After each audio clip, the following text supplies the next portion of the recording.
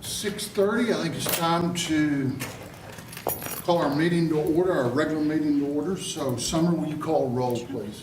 Commissioner Blevins is not in attendance. Commissioner Norwood? Present. Commissioner Siragusa? Here. Commissioner Roberts? Here. Commissioner Stallings? Here. Commissioner Orr? Here. Mayor Mason. Here.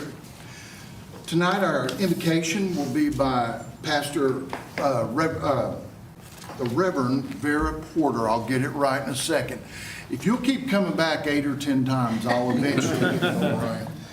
She's from the University Place Church, and then we'll remain standing, and our flag salute will be led by Colonel Matt Ashcroft. So let's stand. Let us pray. Thought about them tonight, and I thought of a word of a song. I think it's fitting for this occasion, and I'm going to offer that verse in the way of a prayer. We're one in the Spirit, we're one in the Lord. We're one in the Spirit, we're one in the Lord, and we pray that one day soon our unity will be restored so that the world will know that Enid, Oklahoma is a Christian community, and that they will know that we all are Christians by our love for one another. And before I close, I'm going to ask all of you to say the Our Father prayer together in unison. Our Father, who art in heaven, hallowed be thy name. Thy kingdom come, thy will be done, on earth as it is in heaven. Give us this day our daily bread, and forgive us our trespasses, as we forgive those who trespass against us. And lead us not into temptation, but deliver us from evil. For thine is the kingdom, and the power, and the glory forever. Amen. I pledge allegiance to the flag of the United States of America and to the republic for which it stands, one nation, under God, indivisible, with liberty and justice for all. Thank you.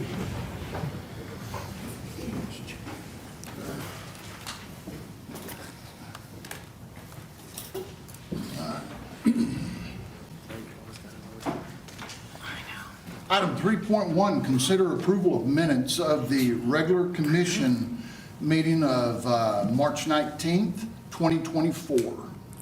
So moved. Have a motion and a second. Please cast your ballots. Motion passes 6-0. Item number 4, present pet available for adoption at the city's Animal Welfare Department.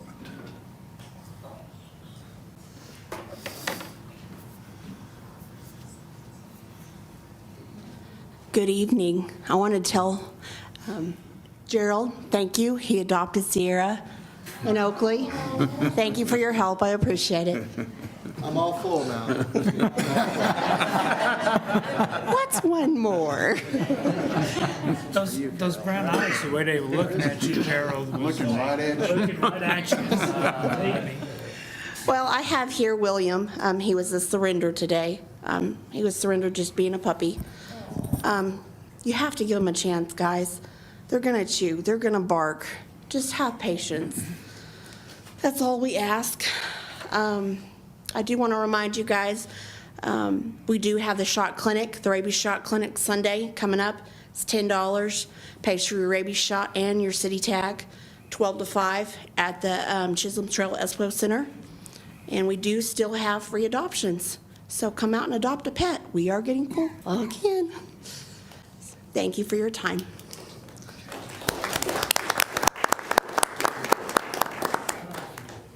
Item 4.2, recognize City of Enid Employee of the Month for March.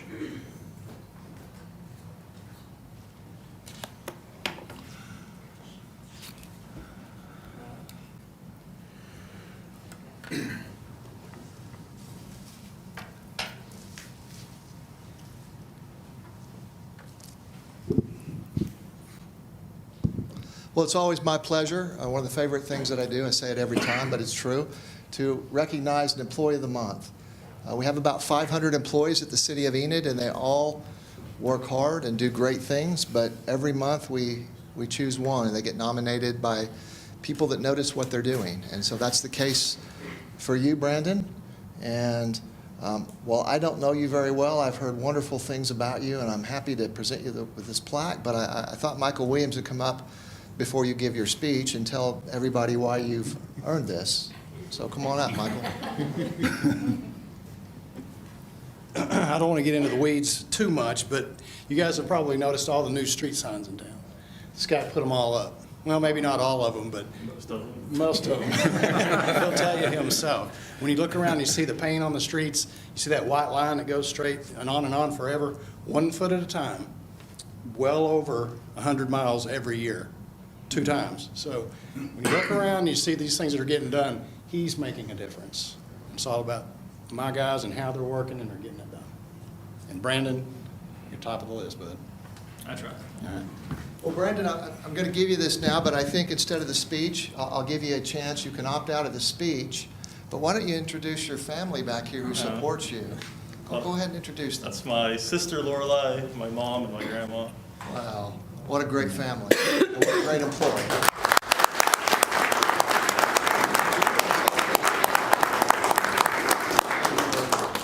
Appreciate all you do for the city. And thank you for supporting your employee. I know they couldn't do it without your support. How you want to do it? You're in the middle. Go.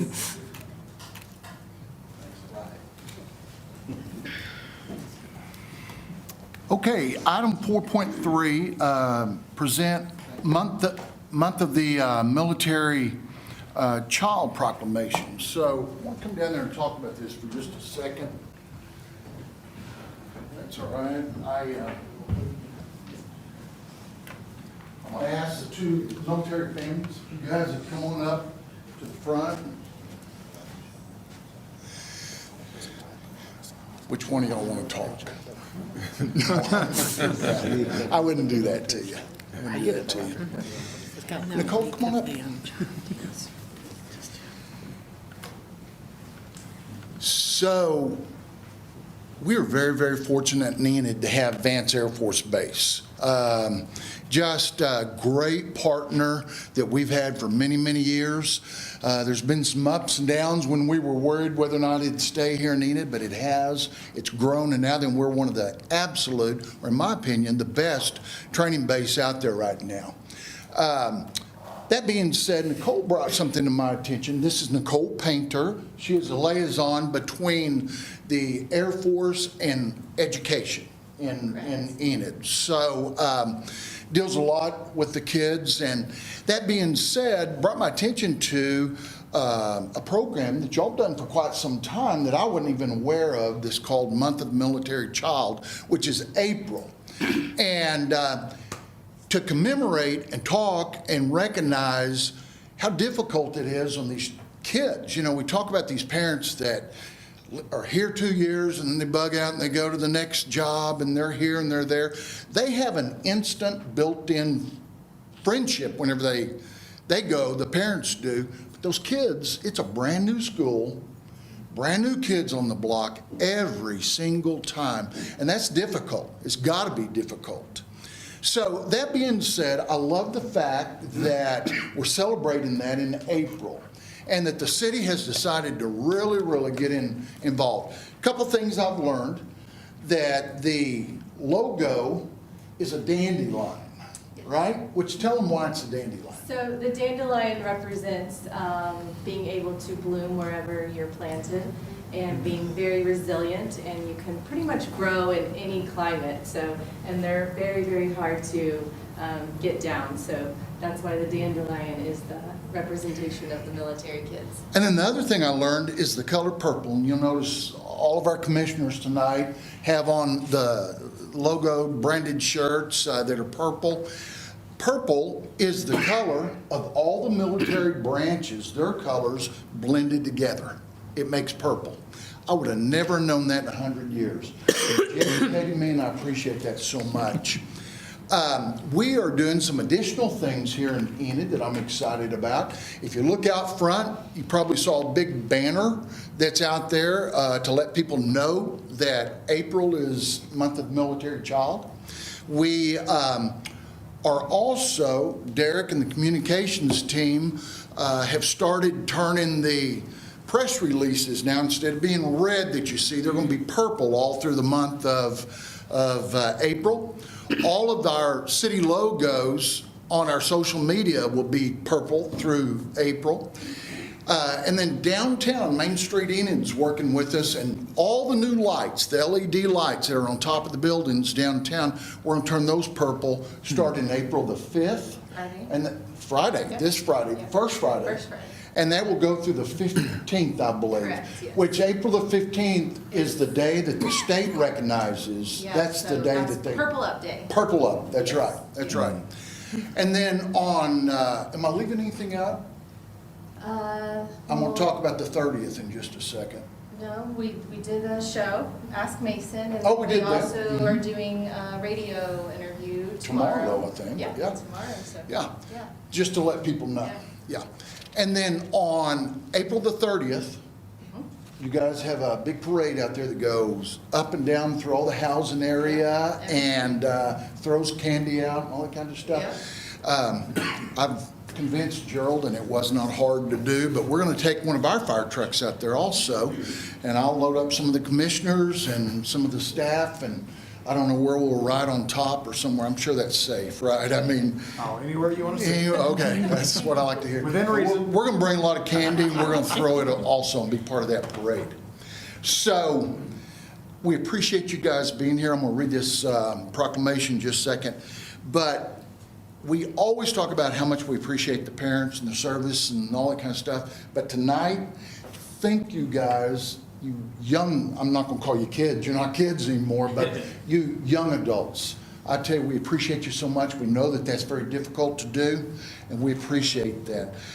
You came and were on my little TV show, weren't you? It kind of upstaged me. I'll never forget that. But anyway, thank you so much. And I want to read this proclamation, and then I actually have one for everyone. I'll let you keep. So.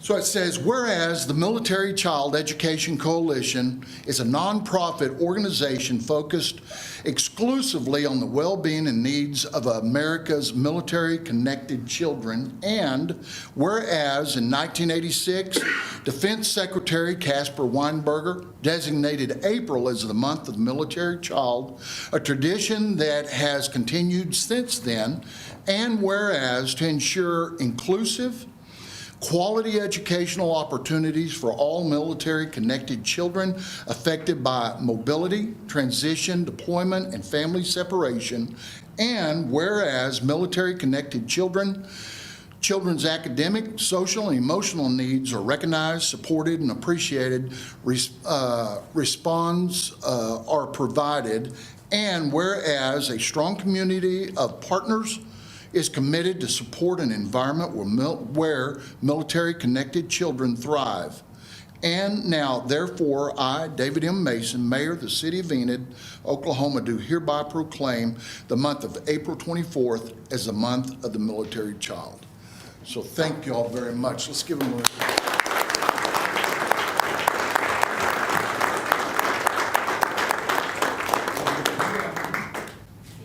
And I've got another one right here. I'm not going to read it twice, but I'll give you all this one. And I'll also have some coins. We'll give you another one right there. Got one for y'all. These are mayor's coins. It just has a skyline on the back. It says the city only moves. And that 48, I'm the 48th mayor of Enid. So thank y'all so much for being here tonight. Thank you for having us. You bet. We appreciate it. Thank you, Nicole. Thank you. And if we'll take a picture, then I'd like all the commissioners to come down if we could, with their shirts on. So remove my jacket. Remove your jacket. Mayor, Sir? we just installed LED lights, and I've just been told we can also turn ours to purple, so we'll be doing that this week. Awesome. Excellent, excellent. Thank you.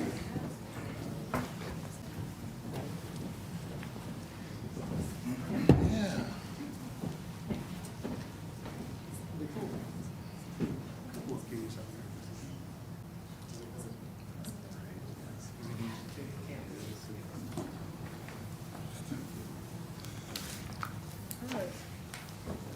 Here we go. Wait, let me fix my glasses.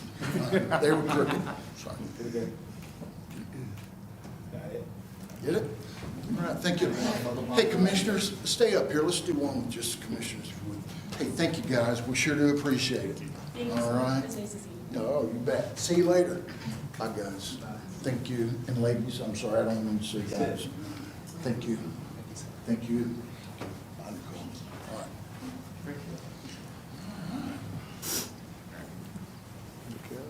Here we go. Purple up. Thank you.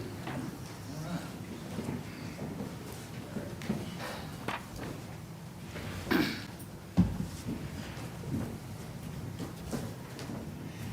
Is Katie Crawford? There you go. Okay. Got another proclamation I want to do for the week of the young child. And I'm going to read it, then I'm going to let you speak if you Okay, want sounds to. good. Kind of tell us about it. Okay. It says, whereas the Northwest Oklahoma Early Childhood Coalition and other local organizations are celebrating Week of the Young Child. And whereas these organizations are working to improve early learning opportunities, which are critical to the growth and development of young children and to building better futures for children in Enid, and whereas the first years of a child's life are the period of the most rapid brain development and lay the foundation for all future learning, and whereas parents and family members are recognized as the child's first teacher in providing early experiences children need for a strong foundation. Now therefore, I, David M. Mason, Mayor of the City of Enid, Oklahoma, do hereby proclaim that April the 6th through the 12th, 2024, as the Week of the Young Child, kicking off the celebration with an activity for families on April the 5th during the First Friday Carnival event. It's going to be a big event this time. And we urge all members of our community to support efforts that increase children and families' access to high-quality early childhood experiences. Yes. Yes. That summed up most of what I had to say, but I will add on. Go right ahead. All right. So the Week of the Young Child is an annual celebration that's sponsored by the National Association for the Education of the Young Child. And this year, as he said, it takes place from the 6th through the 12th. This is going on all over the country. There will be different events everywhere, but Enid has a lot to focus on with our kiddos in the first 8 years. Well, all of our kiddos. So high-quality early care and education helps build strong developmental foundations, just as he said, for young children during the years of the greatest brain development, which leads to positive outcomes for individual children and helping them be better prepared for school and more likely to succeed in life. So therefore, the thoughtful investment in a child's education during these years can go a really long way. The Week of the Young Child is a time to recognize that children's opportunities are our responsibilities, and to recommit ourselves to ensuring that each and every child experiences the type of early environment at home, at childcare, at school, and in the community that will promote their early learning. And as he said, this Friday the 5th, the Early Childhood Coalition will be located outside of the CDSA, and we will have different activities for families with children birth to 8 years old to come and interact. And please come see us. Thank you so much. Thank you. For what you do. Absolutely. Really appreciate it. I'm going to give that Thank to you. you. I've got a coin too. Oh, I get a coin too? Absolutely. Thank you so much. You bet. Thank you.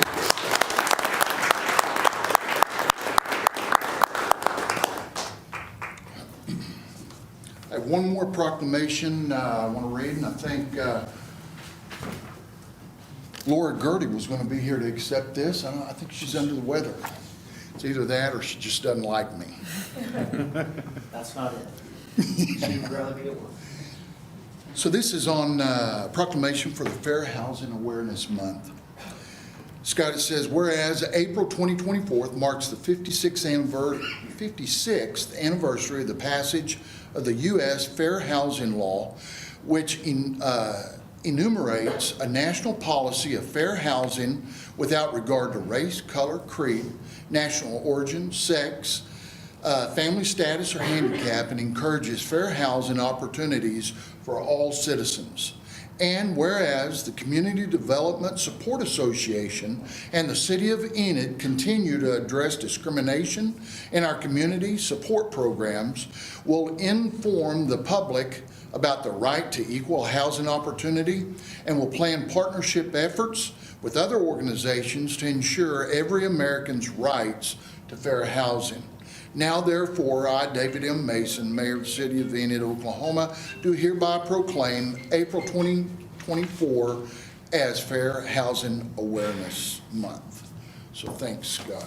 We appreciate it. And I know Laura does a lot of stuff for that program here. She does a great job, and they mentioned CDSA in here, and I know that Sherry Zell and Mike Biggers do a lot for our community, so Yes. well, I appreciate this. Thank you very much. You're welcome. Thank you.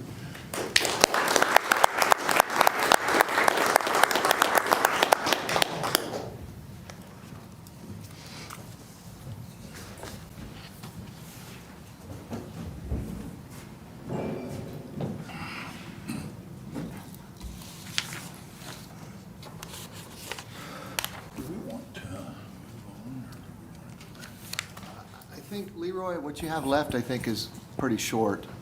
I think, but I'd be glad to come back or do it now. I think I'd like you to do it now if you guys would like to hear it, because it is part of the solution, perhaps, beyond, and maybe it can be covered in an overlay too or not, but This is 4.6. This is where we have discussion of any item remaining from the study session. And Leroy, if you'll just go over the remainder of that, we would appreciate it. Thank you. This is where I get in trouble when I ask to table the in-law section.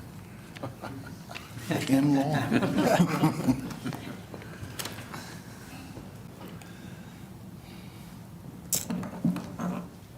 Let's see.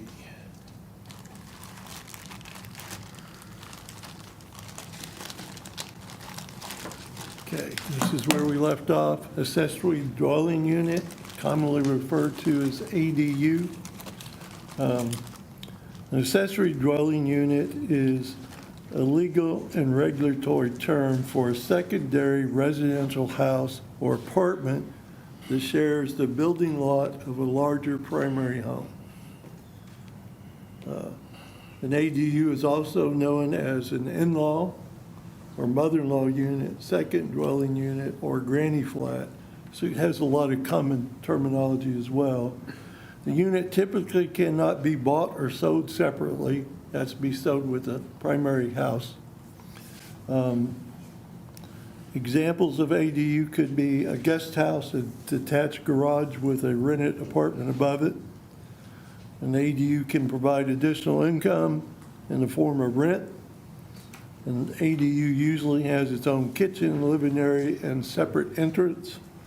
Although there are variations from that, an ADU may be attached to a house or garage, or it can be built as a standalone unit. Recent zoning changes in a growing number of areas around the country allow for the addition of ADUs. These zoning laws generally limit the size and style of any new unit, and many of them require that the owner lives on the property. So you couldn't have a rental house and an ADU. You'd have to have it at your primary residence where you live, and then you could have the second one, the ADU.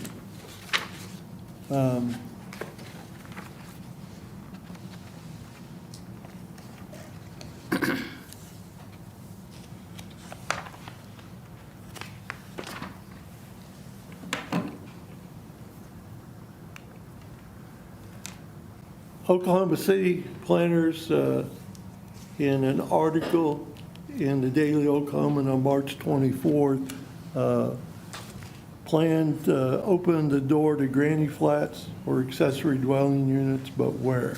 And this is just some quotations out of that newspaper article. If Oklahoma City opens the door to so-called granny flats, accessory dwelling units, they'll start where they are most wanted, and that's in the urban core of Oklahoma City. According to the Oklahoma City Planning Department, which is wrapping up public presentations and listening sessions related to accessory dwelling units before the proposal goes to the city council. So they're still in the process. 3 residential developments in Oklahoma City already have ADUs. They've used the plan unit development process to start out, maybe on a trial effort, and now they're looking at doing a overlay district. And one note, this doesn't happen overnight. Planner's been working the past few years to rewrite the city's ordinances in using the city's guiding document, Plan OKC, authorized in 2015. In a minute, I'll talk about Norman just adopted an ordinance for accessory dwelling units. And in their newspaper article, they said they've been working on it for 20 years. Now, we got an action-oriented city manager. I'm sure that it won't take us 20 years, but just to caution everybody, it's not something you do hurriedly and overnight. It's something you got to have well thought out. The dwelling unit is accessory to a principal dwelling on the same lot. This includes a building or part of a building. Proponents of ADUs in Oklahoma City said they would expand housing capacity, create affordable housing in traditional neighborhoods, support home ownership, supplemental income, improve social benefits, provide more housing and walkable areas, and accommodate non-conforming dwellings. Apparently, Oklahoma City has a lot of non-conforming accessory dwelling units that are not compliant with current codes that have just popped up over time. So this will take care of those and make them legal. The planners want to start allowing ADUs with conditions between Interstate 35 and I-44. Many neighborhoods in that area already have accessory dwellings which are not supported by the existing zoning ordinance. It would incentivize development in the core to meet Plan OKC, preservation of historic preservation and goals of less driving and more walkability, more dense development. Increased infill development is desirable. ADUs are already being allowed on a case-by-case basis by the Planning Commission and the City Council. With the ordinance they're looking at adopting, it will provide for uniformity. In the Norman article, I was not aware of that when I put the presentation. A lot of the community members spoke in favor as they went through that process. One thing that they pointed out that we will have to consider if we do this is if you plan a subdivision with 40% coverage of every lot with your house and your garage, and now you start adding a lot of ADUs, and now you got 60% coverage. If the stormwater system in that subdivision was designed around 40% coverage and now you go to 60% coverage, we'll need to be careful we don't create a stormwater drainage issue. So there's a lot of technical things like that we'll have to work through as we do this. We don't want to do something positive and then have unintended consequences. So we'll look at all those type of factors. The type of regulations that would need to be resolved, designation of the zoning districts Will we allow them anywhere in town, or are we going to allow them just in certain zoning districts? Minimum lot size. You can't put them on a postage size stamp lot and still have room for it to function properly as a residential lot. So what lot size minimum would you require to have to build an accessory structure on? Minimum setbacks from rear and side property lines. Maximum height, rear yard coverage, size limits. A lot of them, it can't be more than half the size of the primary residence. Can't be any taller than so you can't have a one-story primary residence and a two-story accessory dwelling. Maximum floor area, number of bedrooms, kitchen requirements, design standards, visual compatibility with the existing primary building, parking requirements, standalone detached or only, or option to attach the primary structure. Some ADUs are actually attached to the primary house. Requirement of owner occupancy of the primary structure, limitations on front yard parking or paving. Building codes must be adopted, international residential code, no manufactured home as a accessory unit. What about container units? So those are a lot of the questions that we'll have to work through as we do this to make sure that we don't have good intentions, but then we end up with unintended consequences that are adverse. Again, my philosophy, of course, I guess it comes with age and gets conservative, is not to bite off too much too fast and do it in steps and in an orderly fashion. And we will, if this is something the city council is favorable towards and the planning commission, we will come with proposals of areas to consider, ordinances that will address a lot of these issues, and then you'll have an opportunity to go through those and tweak them to what you feel suits the needs of our local community. That's all I have tonight on the accessory dwelling units. It's just kind of whet our appetite. The next part of the presentation. Before you leave that, Yes. do we have an issue with that? We don't really allow it right now unless it's in a planned unit development. You cannot have two dwelling units on one lot. So it depends on your perspective if we have an issue with it or not.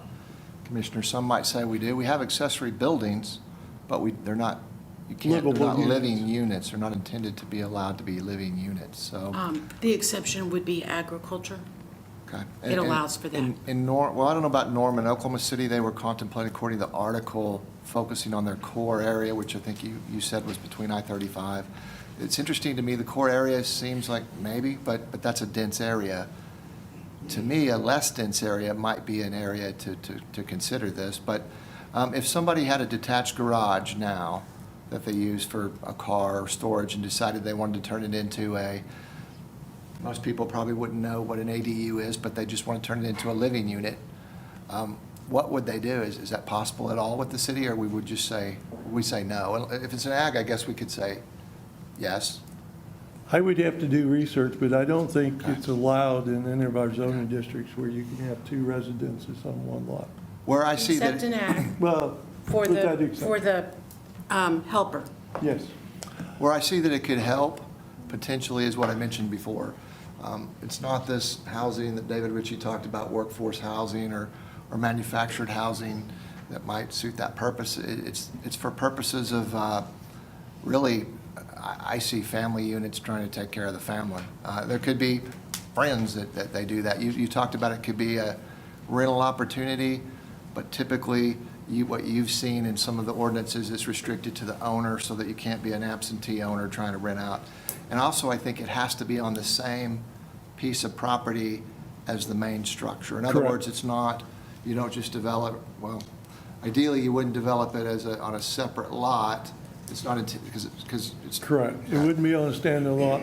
And one of the things that we'll have to be careful about that Norman found is an unintended consequence. Now, in Enid, we don't have any wild parties, but in Norman, with both this and with Airbnb, is people were renting these as party houses, and that became an issue.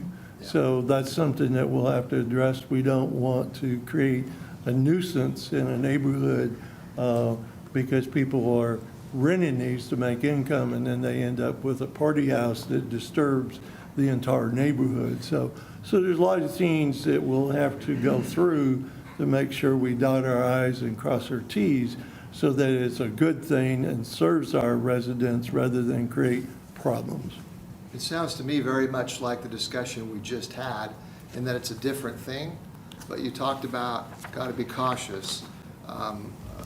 It's got to fit the neighborhood, it's got to meet the needs. So from that perspective, everything we're talking about is going to be, I think we're going to need to be cautious. But as Leroy has said, I would reiterate, we are whetting your appetite with things that we can do. And so I think over time, as we figure out what you want to do, and we study this some more and go to the Planning Commission, and I think it might become clear what might be a good thing to do and not. But I would say from my experience here, and I'm sure from Leroy's, we can be very, very cautious all we want. I think you told me that Norman took 20 years. Did you tell me that? And correct. Yet Norman had some unintended consequences. I know that when you have a community of 50,000 people, and I know just from experience, there will be some people that don't like what we're doing or don't agree with it. And so the important thing is to listen, follow the process, and go where it leads. And ultimately, you guys approve whatever changes there are in ordinances or overlays or processes. So I'm not intending to keep us here a long time tonight. What was the last The last section is on the Oklahoma Academy for This one's State really Roads. short. I can do that. In 2023, their primary focus was on Oklahoma housing. And their recommendations, I won't go over them. They're in your packet. They're self-explanatory. A lot of it has to do with looking at more dense development rather than to prevent urban sprawl, and walkability, mixed use where appropriate. You have a mixed use of residential, both single, duplexes, businesses that serve that particular neighborhood. Those are the type of things they're recommending for consideration. Again, I won't read them to you. They're pretty self-explanatory. Thank you. I'm done unless there's questions. You've done a fine job. I appreciate you whetting our appetite, because that's what we're doing. But we'll work on next steps forward, and it sounds like MAPC will be one of them, but I imagine we'll update you on our progress as we go, and ultimately have proposed ordinances or overlays to consider. Leroy, are we going to have a test on this? There's a lot of material. I won't give you a test if you don't test me when my probation's up. Item 4.7, consider appointment to the Public Art Commission of Enid or PACE. We have 2 vacancies that are open, and we're going to do like we always have. I'll call each name as they're listed on my sheet, and if you'd like, please come up, say a few words. I try not to hold you to a time limit, but less is more is what I always say. So I'll start with, I think I saw Stephen Rutledge come in. Stephen?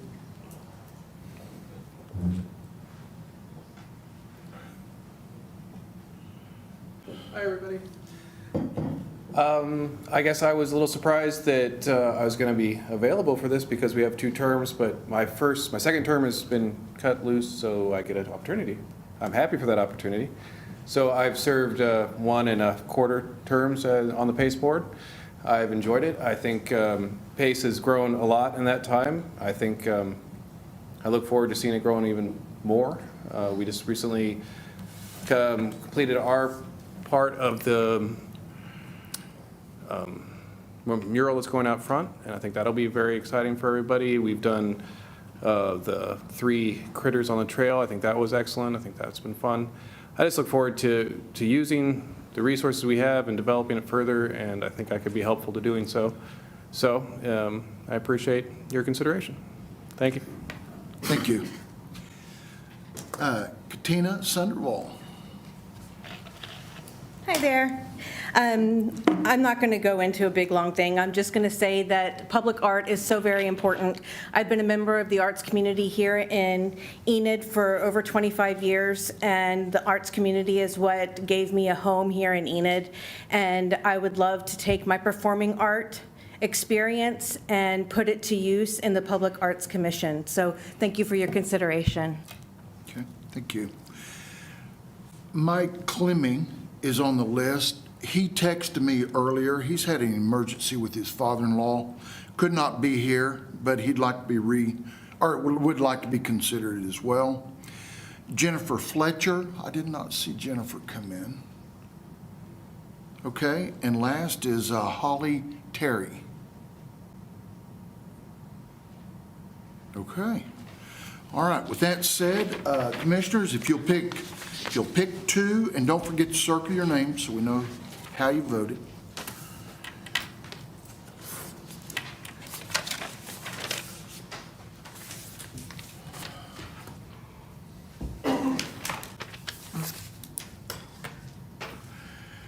And as they tally those ballots, I want to move on down to 4.8, consider appointment to the Vance Development Authority.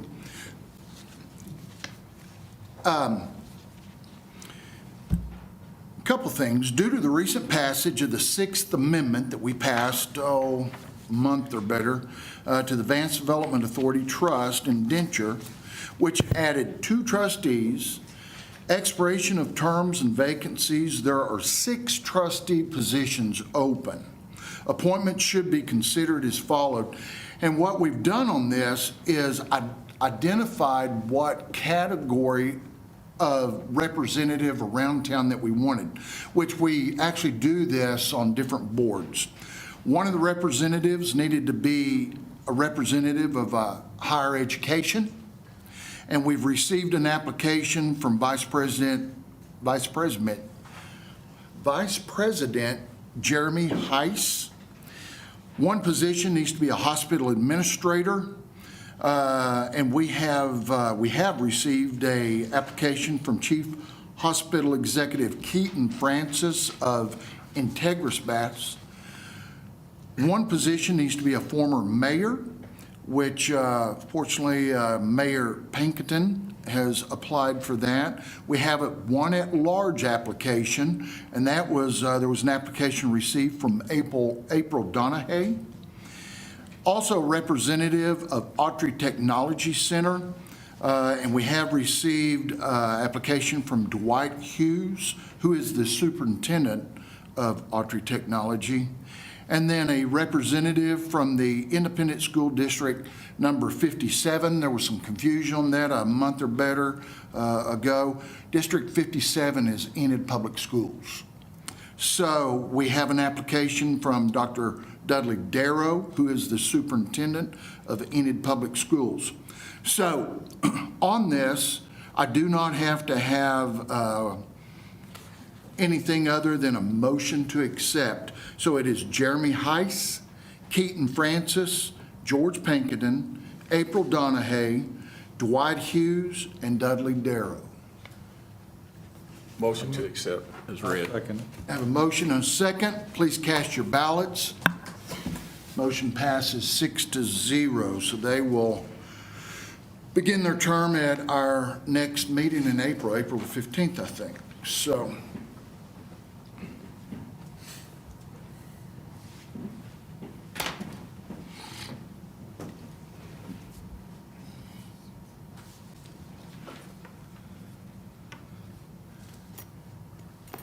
okay, we had 2 vacancies.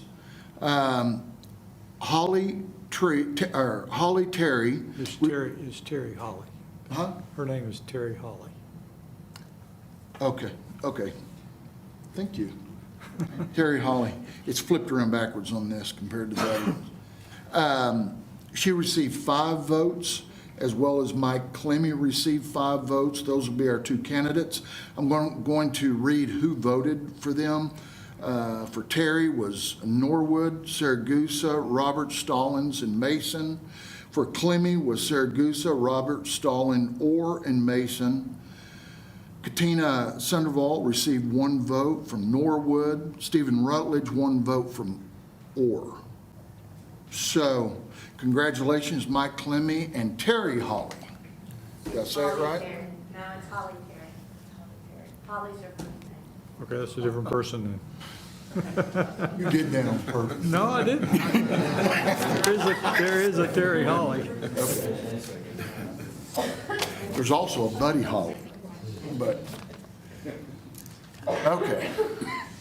Item 5.1, hold a public hearing to consider closing of vehicular traffic on a portion of West Park Avenue located between South Grand Avenue and South Independent Avenue, more particularly described as in Exhibit A, and retaining a 20-foot utility easement. And Morale, you want to talk about that? Good evening, Mayor, Commissioners. This is a public hearing to close Park Street between Grand and Independence. The location of the street is pictured right here. This is a Park Street between Grand and Independence. This is in line with the Downtown Renaissance Master Plan project. This is closed for through traffic, but we are going to still retain the easements and stuff like that. So if anybody has comments, questions. Okay. Go ahead, Gerald. You want? Well, I was just going to say what's precipitated this closing is the changeover to an artificial tree downtown that's precipitated, causing a need for a slab that's on a temporary basis of some length of time. But to avoid having to tear that out every year for now, which is what would have to happen to open that street back up, we are responding to requests to close it. I think long-term that fits with what the long-term vision is. Closing it just means that it won't be open for traffic, like Morale said. The street's still going to be there until we figure out that we don't need it or want it there anymore. The bollards that are still there, it'll look just like it does now as far as being closed. Whereas you'll remember It would also previous. facilitate other public Yeah, events. absolutely, absolutely. Public speed, It First Amendment events, that sort of Yes. thing. Thank you, Carol. And so in any event, that's why we're in front of you doing this or bringing this to you for your consideration. Morale, when you, I believe we sent out notices to the utility folks and they didn't have issues because we're going to retain the easements. Still, we have the easement, so we are not closing the easement. So. Right. So nobody's having to move a utility or, Right. Which we have some of our own utilities there. So I'll open that up to comments. It just, to me, seemed like good sense right there. We didn't need to be breaking that out. That's a large pad and re-pouring it every year. And it allows us to have events down there now. I was telling Gerald, at some point, I'd like to see us core drill at the center of that, put a pipe up real high, and then get those colored sunshades. We've got those places we can tie them off down there. We could hold all kinds of events down there. We've already got power and everything, so it just makes sense to me. But I'll open it up and let y'all say whatever you want to say. When they get done with comments, if there's anybody in the public. No one from the group seems to be jumping up to speak. I had one person sign up, it was Bob Berry, and I think he left, but I will, if anybody else has a comment that they want to make about that, since this is a public hearing, I'd be happy. Yes, sir? Please tell us your name and address. Hi, I'm David Gigrich, and I reside at 250 Hancock Avenue. I think this is a great idea. I've seen the plan for that part of the city there. I think maybe one thing to consider would be more semi-permanent bollards. So there's a concrete hole in the ground, there's a steel tube instead of just the temporary ones there now. Just I think that maybe look a little nicer. But yeah, I think closing the street's a great idea. You don't have to re-pour the slab every year. And it just adds the walkability, more of a downtown park type thing. That's cool. So thank you. Okay, thank you. Anybody else? Okay. Any other discussion? If not, I'm going to move on to 5.2. This will be the portion where we'll actually vote on it. Consider an ordinance closing the vehicular traffic on a portion of West Park Avenue located between South Grand Avenue and South Independent Avenue, more particularly the described in the body of this ordinance, and retaining a 20-foot utility easement. So I'll look for a motion. Move to approve. I have a motion. Second. And a second. Please cast your ballot. Motion passes 6-0. Item number 6, our consent. Move to approve. Can I make a motion to approve consent items with the exception of 6.10? We can vote on that separately. That's the $700,000 for the Stride Bank Center. 6.6. Okay. All right. I have a motion and a second on all the items with the exception of, 6. oh, I'm sorry, I thought I had a second. Did you second it? Yes, he seconded it. Okay. Keith? Keith?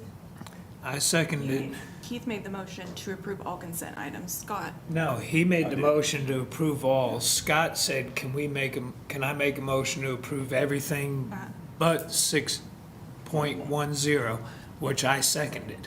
Thank you. It's Before actually his second. 6.6.1. Okay. So this is a motion by Commissioner Orr to approve all the consent items with the exception of 6.10, and I have a second. So please cast your ballots. Oh, Motion passes 6-0. Now we'll go to 6.10. About the $700. And this is, I'm going to read it, to approve a resolution amending the 2023-2024 Enid Event Center and Convention Hall Fund budget by appropriating additional funds in the amount of $700,000 to increase the 2023-2024 appropriated amount for the Enid Event Center and Convention Hall Department. Commissioner, I'll open it up to you. Yeah, thanks. Hey, I was just looking at, last meeting 2 weeks ago, we got presented with some numbers for the Stride Bank Center, and we, prior to COVID, we have been supplementing this thing anywhere to the tune of $400,000 to $500,000. And over the last 10 years, we've given it $6.2 million. And at some point, in the last 3 years, we have given it 735, 835, and now this year, as of 2 weeks ago, it was 985. I think it's going to be a little bit more now with the capital improvements of 185. Folks, I mean, we've got at some point, we've got to take a hard look at this, and is this worth the few events that we hold there every year? I mean, we're at a tune of $1 million, and it's outgrown the hotel sales tax, and now we're going to supplement it with taxpayer dollars. And I just wanted to bring that to your attention, and I can't support it. We've got to figure something out on this before we keep spending this kind of money on it. I mean, I know we sat in sessions and talked about the movie theater and the amount of money that we could possibly loan them. That's pale in comparison to this. I don't even know why we discussed that, so anyway, that's why I wanted to vote on it separately. Thank you. I think it's important for us to note, those are valid points, absolutely. Can't really refute that. I am happy that Jeff Bemis is here, as last time, and Rick Hauntz. I don't know if it'll help or not, or you want to hear anything about the new approach. Maybe that probably doesn't matter so much for this item, but what does matter is that we're on a course of not being able to stay within the budget without this item, and I don't know how else to say that. We could do without, I guess, the capital items, but the problem, we could do that and deal with it maybe in the next fiscal year. That's about $185,000 of the amount. So I don't know if it's any more palatable to cut it down from 700 minus 185. Would that be, we're going to have some amount to go forward, or we're going to have to take drastic action over there because we're on a course for. Absolutely. We got to fund the capital now, or we've got to fund it in the new budget. And the longer we put that off, the longer we are not giving them the tools that they need to make that facility successful in the manner of the direction they've been given to do more sporting events and some of the other things. And we haven't done a great job of maintaining that facility, and we really need to put some money into it to take care of the items that we have there. And that has nothing to do with the operation of the facility. It's just when you have that big a facility and the convention hall side of it being as old as it is, there needs to be more maintenance dollars than what we've been putting there historically. Right, and that's not gonna get any better in the future. I mean, No. it's a 11-year-old building. Yeah, it's about 10 years old in the event center, Yeah, 100 it's not gonna years get any old. better. We're not heading in the right direction on that either. I mean, this building's gonna start costing us more money in the future in addition to what the budget doesn't meet. And at some point, we really need to take a hard look at, is this worth it for what it provides? And I know COVID happened, and I know COVID changed a lot of habit patterns, but I just don't see how we can continue to support this at just under $1 million a year. And time will tell, but at some point, we need to take a hard look at this because it's just not financially responsible to continue to spend this kind of money on something that we really don't get much value out of. And value is subjective, but I mean, we've already had discussions on what we can do there to try and spruce it back up and get people to come and participate, but we need to see some results really quick, and I'm not sure that's going to happen. This may have outlived its usefulness. Thank you. Well, I'd like to say, I look at it a different way. That facility is used for various clubs and various organizations, Ambucks, Rotary, MLK celebration.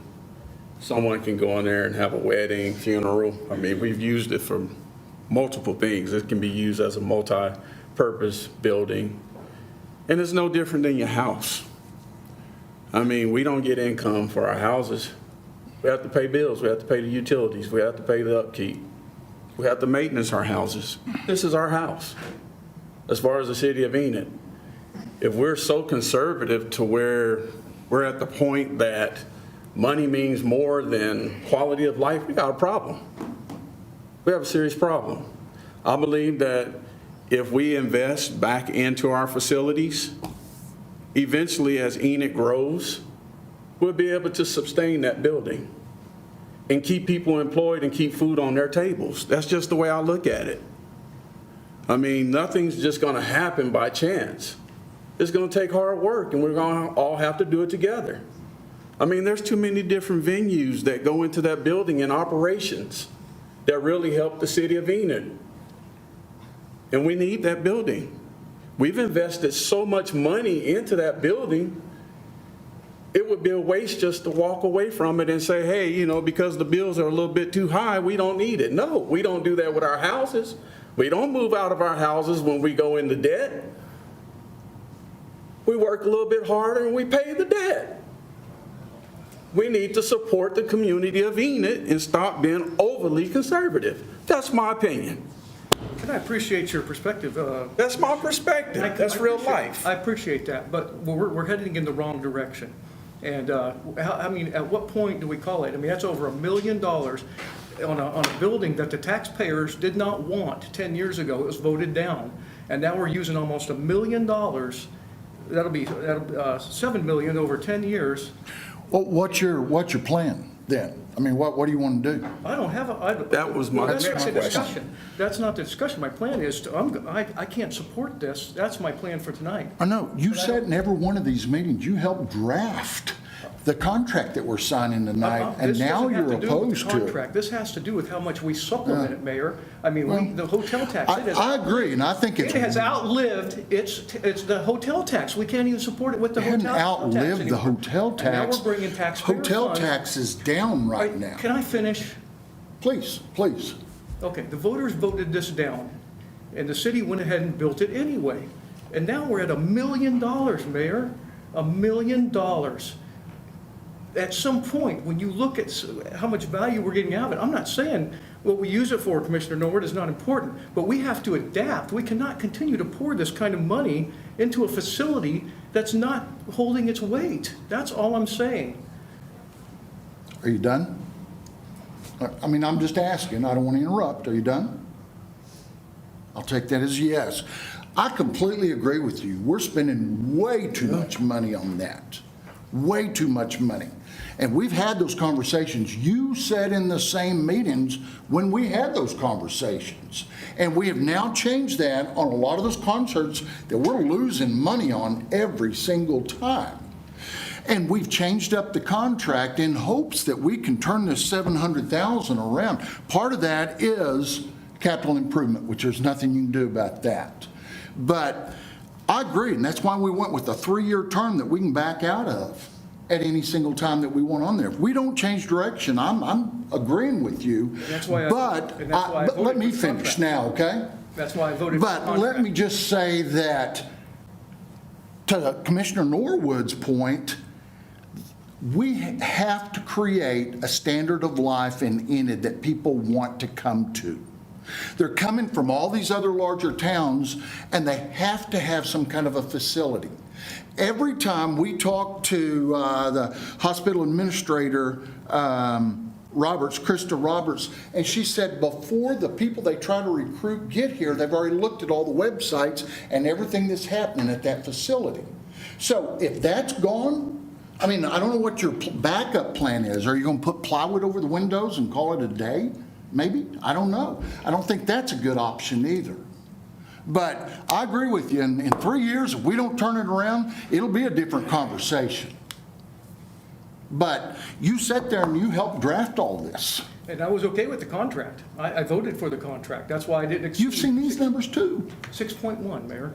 It What? was 6.1. 6.1 was the contract with OVG, correct? Yes, you've seen every one of these numbers. I was fine with that. We've Yes, had I have. conversations on I'm all just saying, this. this is unsustainable long-term if this continues. That's all I'm saying. Okay. I was not part of any of the negotiations, but I thought that implicit in the new agreement was that these capital outlays were going to occur. And we've entered into an agreement, and I think that most likely the people that are running our event center thought that the 700,000 was part of the situation. I mean, that they were together.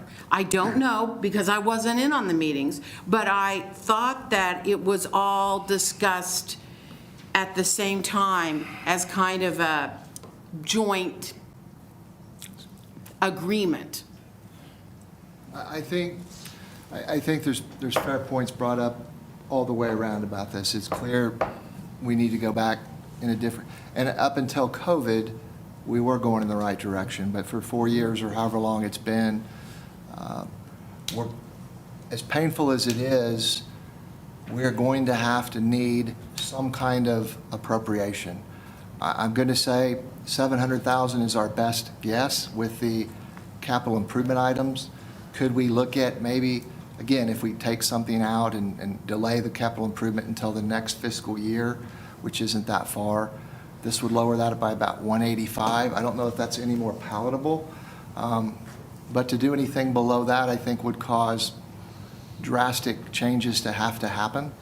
And those changes would have to happen in about, well, April, May, or June. I don't know how effective they could be, and then we're going to turn around and be in a new fiscal year. So it is, I think it's a difficult problem. Rick, do you have any good news for us about, I know you were here last time, why don't you tell us how you guys are going to turn it around for us? I mean, I can answer any questions, but one thing that it's very clear, these facilities whether it wasn't approved or approved, I mean, that's before us. These facilities always operate in a deficit, always. They'll never make money. That's how it is. That's why it's not owned, these type of facilities are not owned by private people. It's owned by local governments, owned by cities, counties, states. It's for the quality of life, like you mentioned. It's quality of life. It's also for the economic impact. When we have these basketball tournaments in here and people come in, they stay in the area, they go to the restaurants, or it's the economic impact that needs to be part of the discussion too. We do studies across the country in these economic impacts, and you're talking millions of dollars of people coming into restaurants and coming into the city, from other, not just Enid money, but outside to come to see these events. So it's not just the quality of life that everyone's mentioned, it's also the economic impact. But these always operate in a deficit. Are we happy with $900,000? Absolutely not. And that's one thing we discussed last meeting is we're going to turn that around. We're going to make sure we go in the right direction. We've been here now for 11, 12 years now, and we know how to do this. We understand what's going on, and we're pivoting for the time being on what we're looking for. But I want to be very clear: it will operate at a deficit, and it really depends on. It could be a couple $100,000 to a couple $1 million we see in most of these facilities.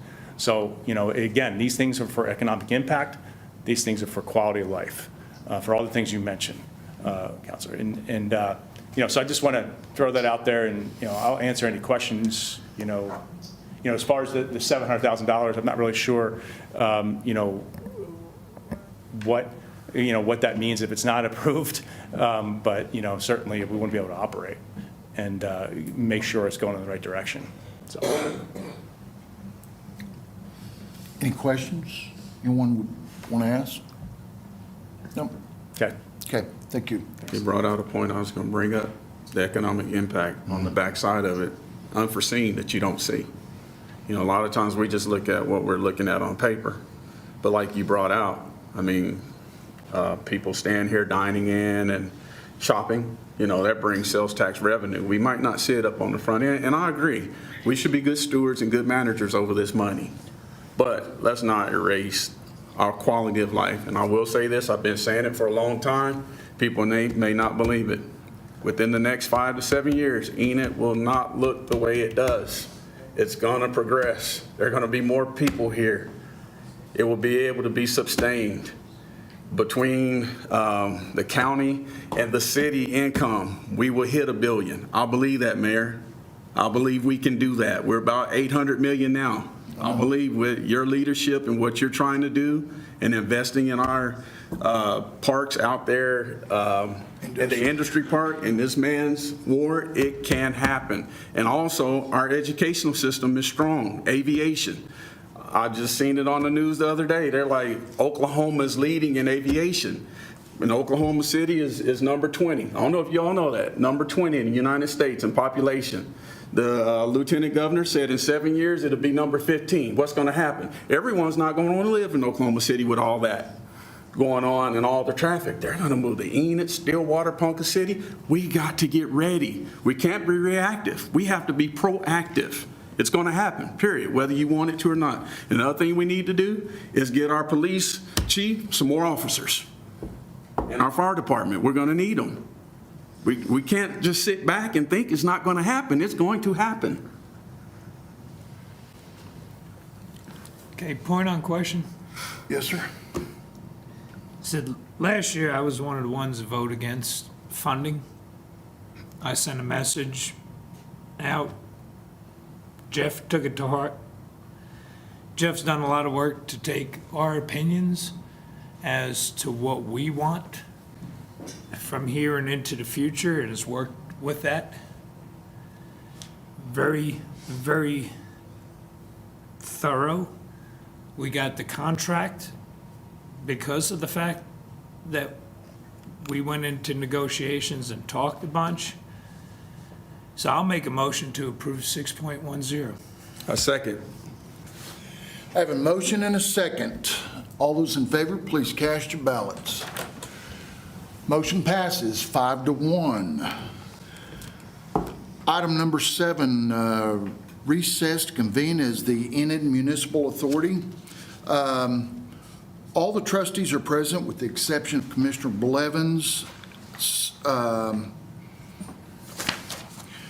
Item 9.1, approve a resolution amending the 2023-2024 physical financial plan for the Enid Municipal Authority in the amount of $700,000 for the Enid Municipal Authority Operations Department.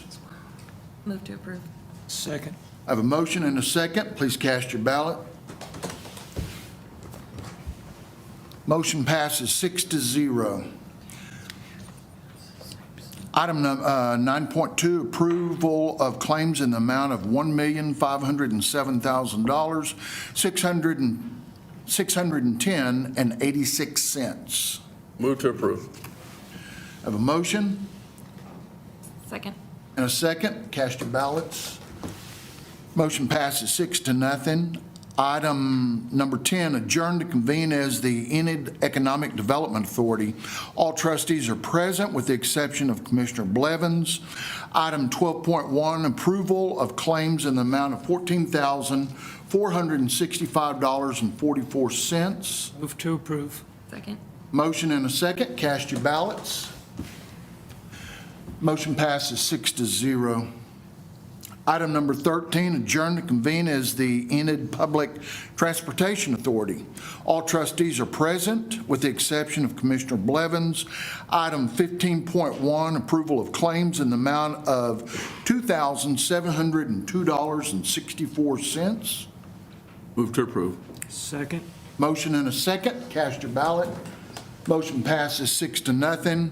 Adjourn to reconvene as the Enid City Commission.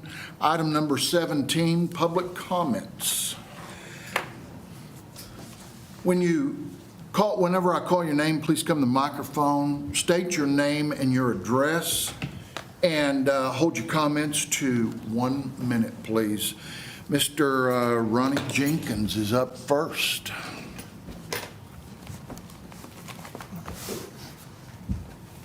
Thank you, Commissioners. Ronnie Jenkins, 1729 South Johnson, Enid. Our city council has limited powers outside the jurisdiction of Enid, but the council, along with the mayor and the city manager, have much influence what is built near or around the city of Enid, maybe like the solar plant. The solar plant has been published in the newspaper, most likely written what was told to them by the solar plant.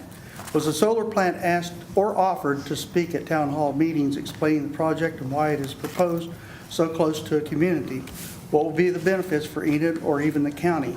Will it bring in revenue after completion, such as jobs, cheaper energy used by the surrounding area? Questions still need to be answered. Each council member here should have the safety of this community in its best interest first and foremost. Now, the rest of the story. There's been so much hate promoted over the last 6 months that even TV stations, including a national TV station, were called and told, come and see what's happening here in Enid. Sadly, not all the truth was told and mostly one-sided, like the January 6th congressional hearings. Thank you, Ronnie. Thank you. Roger Rhodes. 1 minute, please. It's 218 West Main. Praise the Lord. We need to remember why we are here on this earth. We were given this wonderful opportunity of life to find our Creator. Our Creator is, God the Father and Jesus Christ. And when we find that, He sent His Son, Jesus, to die for all of us. And when He did, He was valuing all of us on the cross. For the joy set before Him, He endured the cross. We are to be conformed in His image. So there are no throwaway people anywhere on the planet. And we need to look at them with the same kind of heart that the Lord has, even pulling out our resources like Jesus did. He poured out His blood. I think we need to do the same thing for one another and prove to God that we really are His. If we don't know Him, ask Jesus to be your Lord and Savior. Confess Him before others. Be baptized in water. Confess your sins. Thank you. I think Laverne Rhodes? Lauren. Oh, Lauren, okay. I live 1418 South Van Buren, and This is a quote from one of my favorite preachers about fasting and praying. I have a heart for America. He said, "Now you know if America all together, all of our American families was just like that, fasting and praying. Well, they just dismiss all the police force. Millennium would be on, wouldn't it? We'd be right in first class then. That's right. All death would fade away, all sickness, sorrow, all disappointments, and we would be with Christ."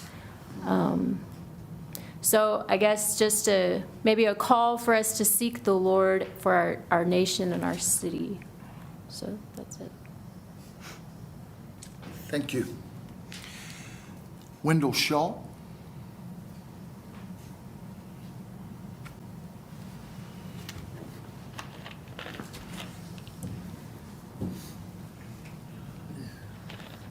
I'm Wendell Shaw. I live at 1313 East Roop.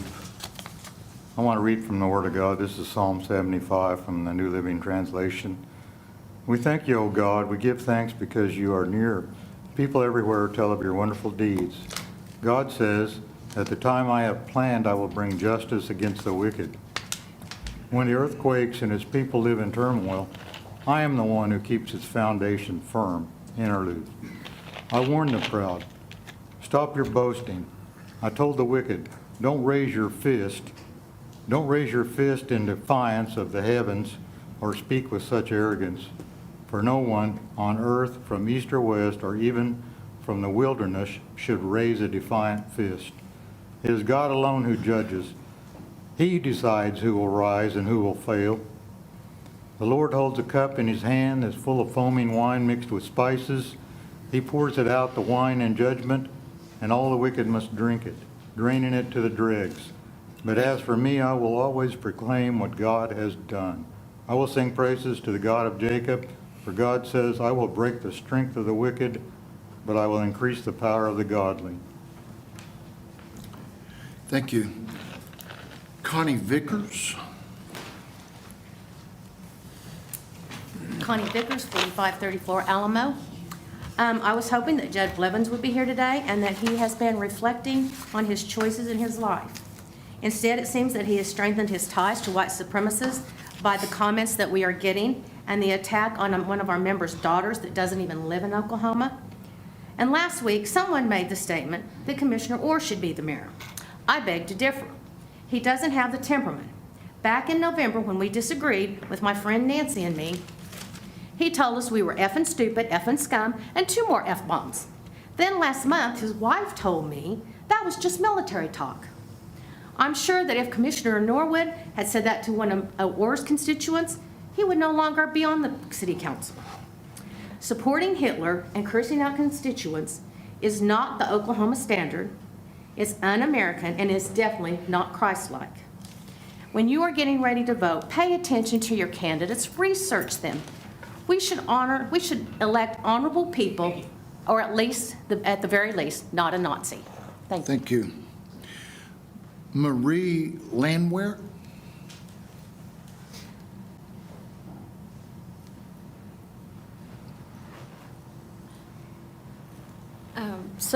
My name is Marie Landwehr, 1710 Kennedy Street, Enid, Oklahoma. I keep hearing from the Enid social justice warriors that they're embarrassed by Judge Blevins, our absent seat that we have there. But to me, the true embarrassment is coming from the Enid Social Justice Committee members. They're very vile. They spread hate. They make accusations. And I've seen no proof where Blevins has committed a violent act, but yet I feel like there was prejudging done. And Mason, I feel like you were a part of that. I think in your position it was wrong to promote a censure, which has been highly applauded by the Social Justice Committee words or whatever. And Sarah Goose's wife, she's all batting for the other. Thank you. That is all we have on public comment. Reyes. I will look for a motion to adjourn. Motion to adjourn. Second? All in favor, say aye. Aye. We are adjourned.